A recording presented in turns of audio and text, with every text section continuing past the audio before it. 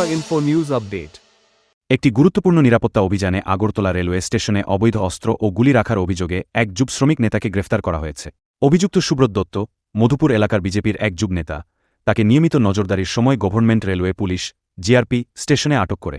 সূত্রের খবর, তার কাছ থেকে একটি 7.65 মিমি পিস্তল ও 2টি জীবন্ত কার্তুজ উদ্ধার করা হয়েছে। প্রাথমিক তদন্তে জানা গেছে, দত্ত বিহার থেকে ওই অস্ত্র ও গুলি সংগ্রহ করেছিলেন এবং মধুপুরে নিজের বাড়িতে ফেরার পথে জিআরপি কর্মীরা তাকে আটক করে। নিরাপত্তা আধিকারিকরা জানিয়েছেন, নির্দিষ্ট তথ্যের ভিত্তিতে ও বাড়তি সতর্কতার ফলে এই গ্রেফতার সম্ভব হয়েছে। অভিযুক্তকে হেফাজতে নেওয়া হয়েছে এবং অস্ত্রের উৎস ও এর পেছনে কোনো উদ্দেশ্য রয়েছে কিনা তা জানতে জিজ্ঞাসাবাদ চলছে।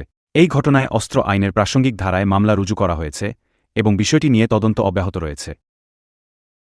একটি ব্যাগ নিয়ে সে সাসপিশিয়াসলি ঘোরাফেরা করছে, তখন তাকে আমরা আমাদের স্টাফ আটক করে যখন তার ব্যাগ তল্লাশি করা হয়, তল্লাশি করে তার ব্যাগ থেকে একটি 7.65 mm একটি ইলিগ্যাল স্মল ফায়ার আর্মস লগে 2টি ম্যাগজিন এবং 2টি লাইভ কার্ট্রিজেস উদ্ধার করি আমরা তার কাছ থেকে।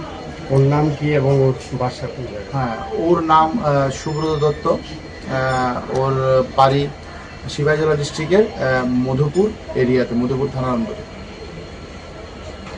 এই যে বন্দুকটা পাওয়া গেছে, এটা কি মানে মেড ইন ইন্ডিয়া নাকি? না, এখন পর্যন্ত যে স্মল ফায়ার আর্মসটা পাওয়া গেছে এটার মধ্যে কোনো কোম্পানির নাম লেখা নেই। এখন আমরা এটা ইনভেস্টিগেশনের মাধ্যমে বের করবো এটা যেন কোম্পানি মেড না হ্যান্ডমেড। প্রাথমিক তদন্তে কি আপনারা মনে করছেন?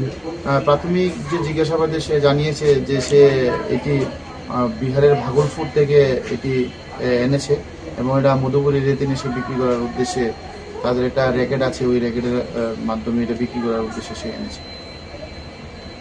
To Tripura Info and press the bell icon so that you never miss any latest updates and news on Tripura.